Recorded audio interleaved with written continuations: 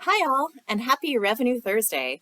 Thank you for watching our first video of our new video discussion series. After you watch this video, be sure to join us on May 9th to discuss the ideas we share here with your peers. So, segmentation, as we all know, is an incredibly effective way to engage audience members by personalizing marketing messaging. But have you considered that segmentation can also provide a map to reach your revenue goals? That's what we're going to talk about today, segmentation as a revenue tool. So let's start at the beginning. What is segmentation? When you segment, you put patrons into cohorts with other patrons based on distinct characteristics that influence how they will react to your marketing messaging. We most frequently consider segmentation when we're working on a list for email, direct mail, phone room, etc. But this often makes us put the cart before the horse by considering our offer first and then our audience. Segmentation works best when we know the segments or people in our audience and craft messaging specifically for them, just like we do for our subscribers. We craft a renewal campaign that's only targeted for them and create the best incentives to get them to renew.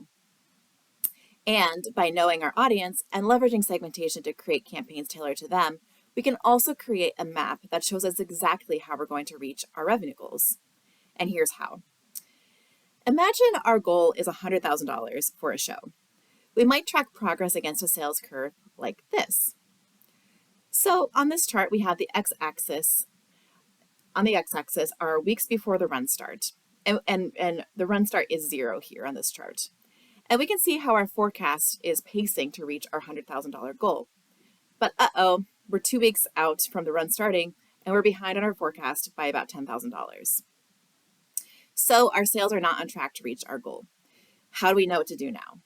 Maybe add some marketing pieces, discount a bit, but how do we know who we should target with those tactics?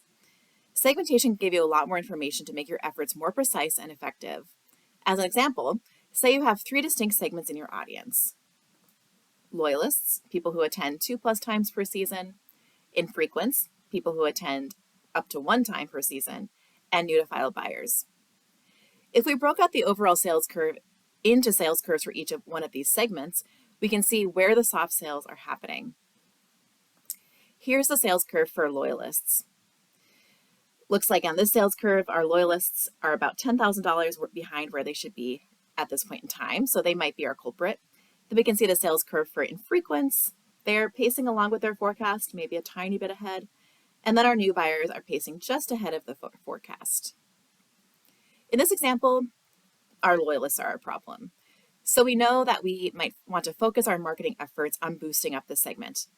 Alternatively, since our new buyer segment is performing well, we could also decide to allocate resources to further bolster sales amongst that segment.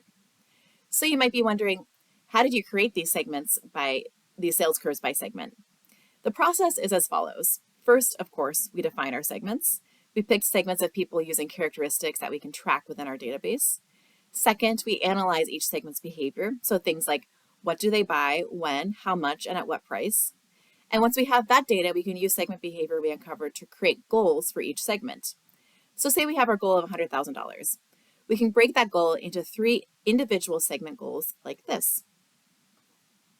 For our loyalists, we set a goal of $50,000. How are we going to get to that $50,000? Well, we're going to activate 88% of this segment. We're going to aim for an average party size of 2.5 and an average yield of 65.50. And average yield is the average price that somebody pays for a ticket. It's revenue divided by ticket sales.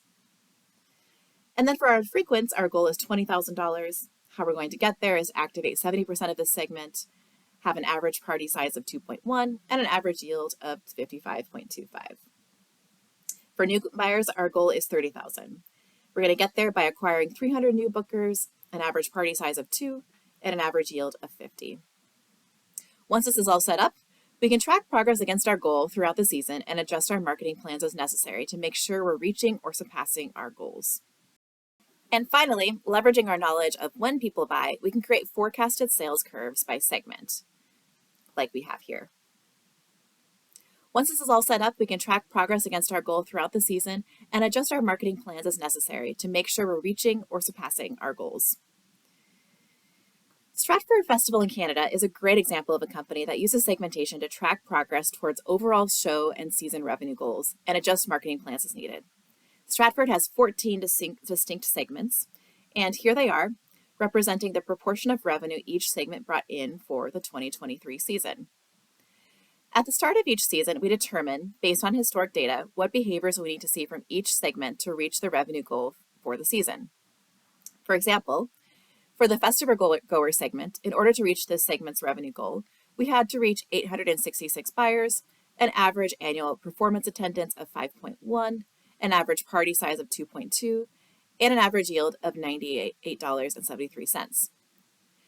Stratford then looks at segment progress each month and determines how it needs to adjust its marketing plans to reach each segment's goal and, ultimately, the full revenue goal for the season. In January, Stratford was at 19% of its buyer goal. We knew from our research on sales pacing that this was behind where we wanted to be at this point in the season. But those buyers who had already booked were pacing ahead in terms of the number of performances they purchased, slightly behind on party size and behind on average yield.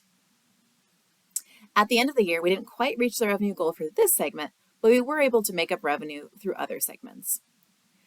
Stratford has even taken this exercise a step further and is in the process of digging deeper into data for each segment to see where there's opportunity for revenue. Here's an example of Stratford's active local segment. This is just a snapshot of the full profile for the segment, but it shows you an example of the type of data we're acquiring for each segment.